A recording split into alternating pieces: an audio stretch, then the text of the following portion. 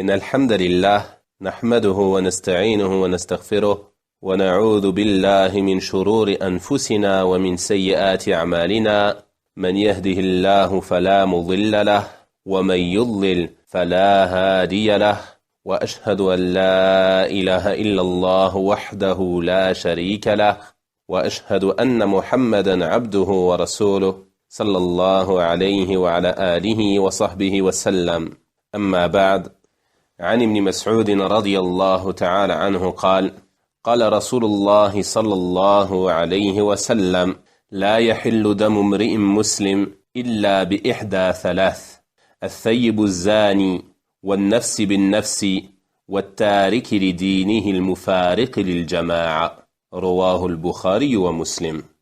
D'après Ibn Mas'ud, qu'Allah l'agrée, le messager d'Allah sallallahu alayhi wa sallam a dit: le sang d'un homme musulman n'est pas licite, sauf dans 3 cas.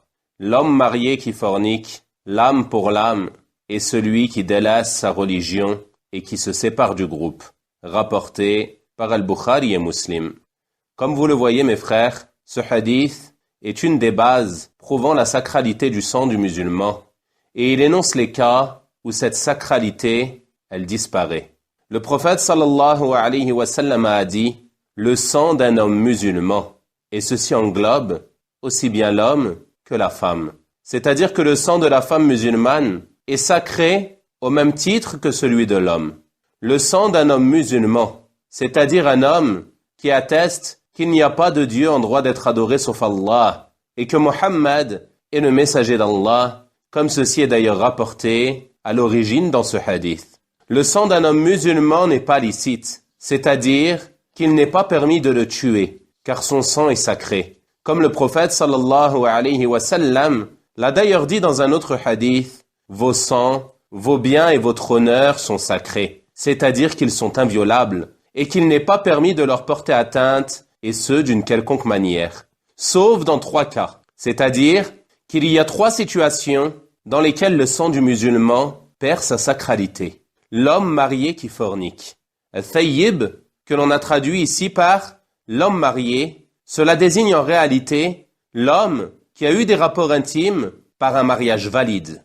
Et s'il commet l'adultère en forniquant après qu'Allah subhanahu wa ta'ala lui a accordé le bienfait du mariage, alors il perd la sacralité de son sang à cause de cet acte ignoble. Quant à celui qui n'est pas thayyib, celui qui n'a pas eu de rapports intimes par un mariage valide, alors celui-ci ne perd pas la sacralité de son sang, mais sa peine légale est autre, comme cela est mentionné dans le Coran et détaillé dans les livres de fiqh. Le deuxième cas est ce qu'il a mentionné dans sa parole, l'âme pour l'âme, c'est-à-dire la vie pour la vie. Et ce qui est visé ici est la loi du talion. La loi du talion, c'est-à-dire que si un homme tue un autre homme volontairement, il est alors tué à cause de cela, selon les conditions connues et détaillées dans les livres de fiqh. Et il a enfin dit, sallallahu alayhi wa sallam, et celui qui délaisse sa religion, c'est-à-dire celui qui apostasie, et ce, quelle que soit la forme d'apostasie dont il est coupable. Puis, le prophète sallallahu alayhi wa sallam a précisé la situation de ce dernier en disant: et se sépare du groupe. C'est-à dire que celui qui délaisse sa religion, en faisant cela, il se sépare du groupe des musulmans, car il quitte la sphère de l'islam pour la sphère de la mécréance, et le refuge est auprès d'Allah subhanahu wa ta'ala. Ceci est donc une explication concise des sens de ce hadith. En ce qui concerne les bénéfices que l'on tire de ce hadith, premièrement, il y a dans ce hadith une preuve de la sacralité du sang du musulman et l'interdiction de lui porter atteinte. Et il y a unanimité à ce sujet, comme le prouve le Coran et la Sunna du messager d'Allah sallallahu alayhi wa sallam. Allah subhanahu wa ta'ala a dit dans son noble livre, au verset 93 de Surat An-Nisa: وَمَنْ يَقْتُلْ مُؤْمِنًا مُتَعَمِّدًا فَجَزَاؤُهُ جَهَنَّمُ خَالِدًا فِيهَا وَغَضِبَ اللَّهُ عَلَيْهِ وَلَعَنَهُ وَأَعَدَّ لَهُ عَذَابًا عَظِيمًا. Et quiconque tue intentionnellement un croyant, sa rétribution alors sera l'enfer. Pour y demeurer éternellement, Allah l'a frappé de sa colère, l'a maudit et lui a préparé un énorme châtiment. Ceci est donc une menace sévère de la part d'Allah subhanahu wa ta'ala. Et ça nous prouve que tuer un musulman dont le sang est sacré fait partie des plus graves péchés. Deuxièmement, parmi les bénéfices que l'on tire de ce hadith, on comprend de celui-ci que la sacralité du sang est spécifique aux musulmans en dehors du mécréant. Cependant, il est important de savoir que le sang du mécréant est protégé dans 3 cas. Al-Mu'ahad, Al-Musta'man et Al-Dhimmi. Al-Mu'ahad, c'est celui qui est lié par un pacte avec les musulmans, comme cela a eu lieu entre le prophète sallallahu alayhi wa sallam et le peuple de Quraysh lors du pacte d'Al-Hudaybiyah, et comme cela a lieu à nos jours entre certains pays musulmans et certains pays mécréants.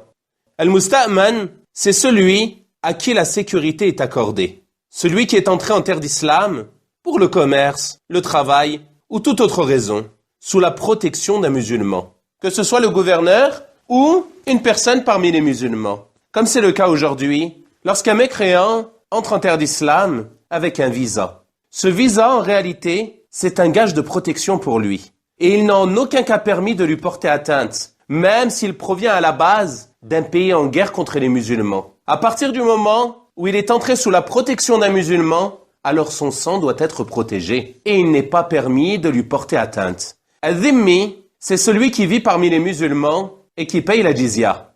Il obtient en l'échange de cela la protection de la part des musulmans, c'est-à-dire qu'il peut vivre en paix parmi les musulmans et que son sang sera protégé par les musulmans. Et de nombreux hadiths sont rapportés prouvant qu'il n'est pas permis de porter atteinte à cela. Le prophète sallallahu alayhi wa sallam nous a même informé que quiconque tue un mécréant lié aux musulmans par un pacte, alors il ne sentira pas l'odeur du paradis. Ceci nous montre donc la gravité de ce péché. Troisièmement, parmi les bénéfices que l'on tire de ce hadith, il y a le fait que l'islam est venu pour préserver 5 choses essentielles. Et parmi ces choses, il y a la préservation de l'honneur, la préservation de la vie et la préservation de la religion. Et ces 3 points fondamentaux, ils se retrouvent dans ce hadith. En effet, la peine infligée aux fornicateurs a là pour sagesse la préservation de l'honneur des musulmans, mais aussi la préservation des lignées, afin qu'un enfant ne soit pas attribué à autre que son père. De même, la loi du talion a là pour sagesse la préservation de la vie, comme Allah subhanahu wa ta'ala a dit dans son noble livre, au verset 179 de sourate Al-Baqarah, وَلَكُمْ فِي الْقِصَاصِ حَيَاةٌ يَا أُولِي الْأَلْبَابِ لَعَلَّكُمْ تَتَّقُونَ. Vous avez dans le talion la préservation de la vie. Ô vous doués d'intelligence, ainsi atteindrez-vous la piété. Ceci est donc une des sagesses immenses que renferme la loi d'Allah subhanahu wa ta'ala, la préservation de la vie. Car celui qui sait que s'il tue volontairement quelqu'un, il sera alors lui aussi tué. Il n'y a pas de doute que cette peine est dissuasive et que les gens prendront garde à ce crime abominable, car ils sauront qu'en faisant cela, ils risquent alors leur vie. La sagesse de cette loi est donc de préserver la vie et de dissuader les hommes de faire couler le sang les uns des autres, car la vie est un point essentiel et fondamental que l'islam est venu préserver. Et il en est de même pour le 3e cas, celui qui délaisse sa religion, qui apostasie de l'islam et se sépare du groupe des musulmans. Ceci a pour but de préserver la religion. En effet, celui qui sait que la religion de l'islam est la seule religion agréée d'Allah subhanahu wa ta'ala. C'est la religion qu'Allah a légiférée pour l'ensemble des 2 pesants, les djinns et les hommes, et que celui qui entre dans cette religion et meurt sur celle-ci sans n'avoir donné aucun associé à Allah subhanahu wa ta'ala, il entrera alors au paradis pour y demeurer éternellement. Si tu sais cela, alors il n'y a pas de doute que l'on doit préserver cette religion, appeler les gens à cette religion et dissuader celui qui serait tenté de délaisser cette religion. C'est donc pour préserver cette religion que ceci a été légiféré. Et j'attire votre attention ici sur un point très important qui échappe à beaucoup de personnes. C'est que l'application de ces peines, elle est réservée aux détenteurs de l'autorité, aux gouverneurs et ses adjoints, ceux à qui il a confié cette tâche, et ceci ne revient en aucun cas au commun des gens, car ceci s'opposerait alors à la sagesse de ces lois divines, le but étant, comme on l'a dit, de préserver l'honneur, de préserver la vie et de préserver la religion. Quatrièmement, Parmi les bénéfices que l'on tire de ce hadith, il y a la mise en garde contre ces péchés immenses. En effet, vu la peine infligée à leur auteur, ce hadith, il nous démontre la gravité de ces 3 péchés qui sont la fornication, le meurtre et l'apostasie. Et il n'y a pas de doute que si le musulman est conscient de cela, il sera alors dissuadé de commettre l'un de ces péchés. Tu dois donc t'éloigner de la fornication, mais aussi t'éloigner de tout ce qui peut te mener à celle-ci. Car Allah subhanahu wa ta'ala a dit au verset 32 de Surat Al-Isra « وَلَا تَقْرَبُوا الزِّنَا إِنَّهُ كَانَ فَاحِشَةً وَسَاءَ سَبِيلًا » Et n'approchez point la fornication. C'est vraiment une turpitude et un mauvais chemin. Et on a déjà vu, dans des cours précédents, que lorsqu'Allah subhanahu wa ta'ala ordonne de s'écarter d'une chose, ou qu'il interdit de s'approcher d'une chose, cela est plus fort que l'interdiction en elle-même. Car cela comprend quoi? Cela comprend l'interdiction de cette chose, mais aussi l'interdiction de ce qui conduit à cette chose.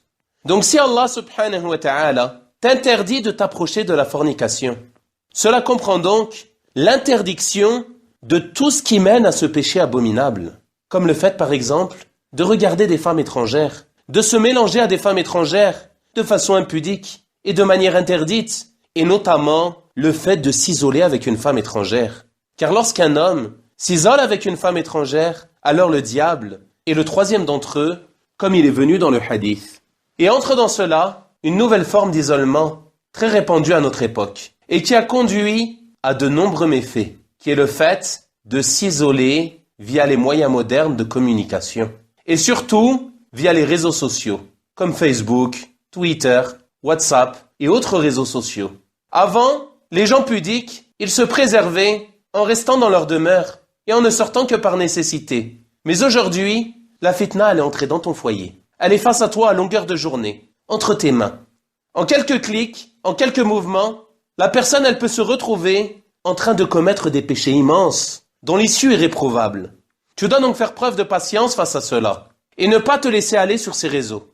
Beaucoup de nos frères et sœurs, qu'Allah subhanahu wa ta'ala améliore nos situations à tous, beaucoup font preuve de laxisme, et pensent qu'il n'est pas grave d'échanger via ces réseaux. Et ils sont insouciants et inconscients du danger vers lequel cela peut les conduire. Donc si tu n'es pas capable de te contrôler, et si tu n'es pas capable de te limiter à l'utilisation de ces moyens dans le bien et l'obéissance d'Allah subhanahu wa ta'ala, alors tu dois t'en éloigner, et ce avant de regretter les conséquences néfastes et les conséquences désastreuses auxquelles cela pourrait te conduire, et c'est auprès d'Allah subhanahu wa ta'ala que l'on cherche le refuge. Et je vais ici vous rappeler un hadith rapporté par les imams Al-Bukhari et Muslim, rahimahum Allah ta'ala. Ils ont rapporté, d'après Abi Huraira, radiyallahu ta'ala anhu, que le prophète sallallahu alayhi wa sallam a dit: il a été écrit à l'enfant d'Adam sa part de fornication qu'il atteindra inévitablement. La fornication des yeux et le regard, la fornication des oreilles et l'écoute, la fornication de la langue et la parole, la fornication des mains et le toucher, et la fornication des pieds et la marche. Quant au cœur, il désire et espère, et ce sont les parties génitales qui confirment ou démentent cela.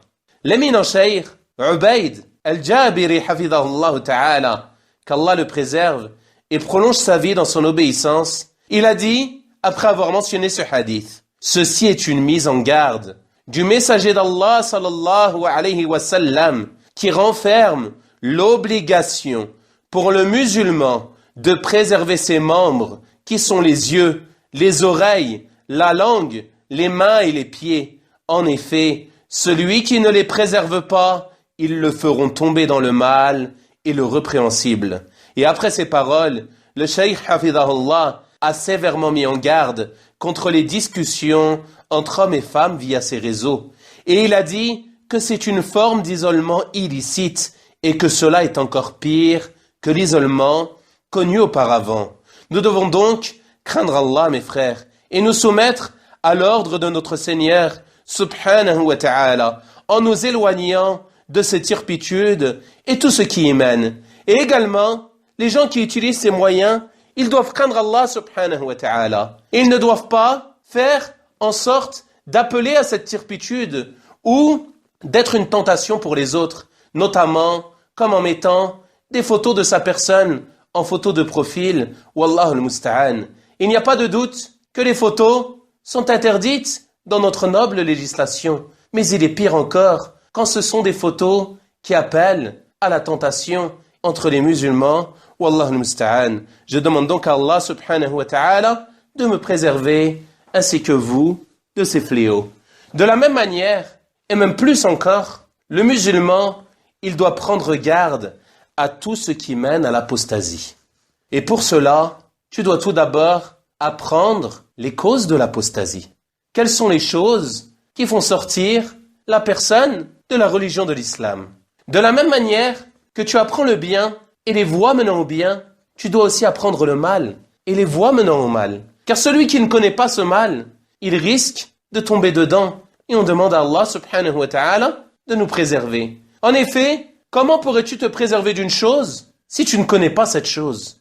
Tu dois donc préserver ta religion en apprenant cela, mais aussi en t'écartant de tout ce qui mène au doute, comme le fait d'écouter les paroles des gens, de l'innovation ou de la mécréance. Et une fois de plus, ce danger est d'autant plus accru avec la multiplication des moyens de communication à notre époque. Il faut savoir qu'un jour, Omar ibn al-Khattab radiyallahu ta'ala anhu est venu au prophète sallallahu alayhi wa sallam avec un écrit des gens du livre. Il a alors lu cet écrit au prophète sallallahu alayhi wa sallam et le prophète sallallahu alayhi wa sallam, il s'est énervé et il a dit à Omar radiyallahu ta'ala anhu: êtes-vous hésitant à son sujet, ô fils d'Al-Khattab? Êtes-vous hésitant à son sujet, ô fils d'Al-Khattab? Par celui qui détient mon âme en sa main, je suis venu à vous avec la religion blanche et pure.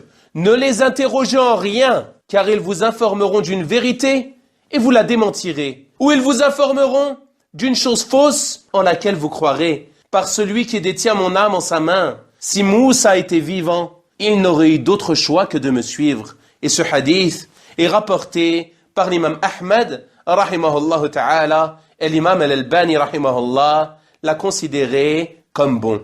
L'imam Abu Ubaid Al-Qasim ibn Salam a dit en explication de ce hadith, c'est-à-dire, êtes-vous indécis au sujet de l'islam? Ne connaissez-vous pas votre religion au point de l'apprendre des juifs et des chrétiens?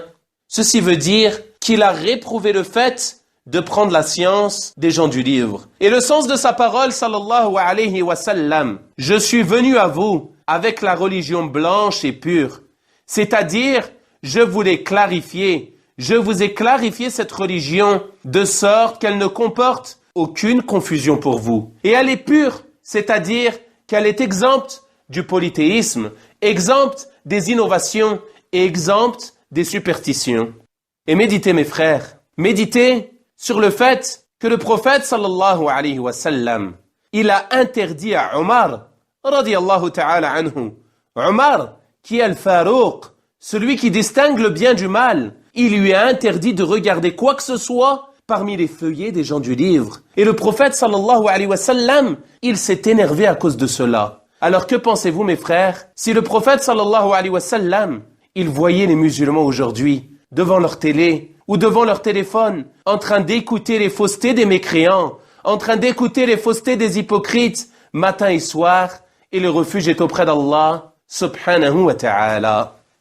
Cinquièmement, on tire comme bénéfice de ce hadith le fait que l'islam appelle à l'unité et à l'union sur la religion. Et l'islam interdit la division dans la religion. Car la division, elle mène à la faiblesse de la communauté. Et al-jama'a, le groupe, ce sont ceux qui sont sur la religion de vérité. Donc celui qui délaisse sa religion, il n'y a pas de doute qu'il se sépare du groupe. Et Allah subhanahu wa ta'ala, il nous a ordonné de nous unir sur sa religion et de nous cramponner à celle-ci lorsqu'il a dit subhanahu wa ta'ala dans Surat Ali Imran au verset 103 وَاعْتَصِمُوا بِحَبْلِ اللَّهِ جَمِيعًا وَلَا تَفَرَّقُوا.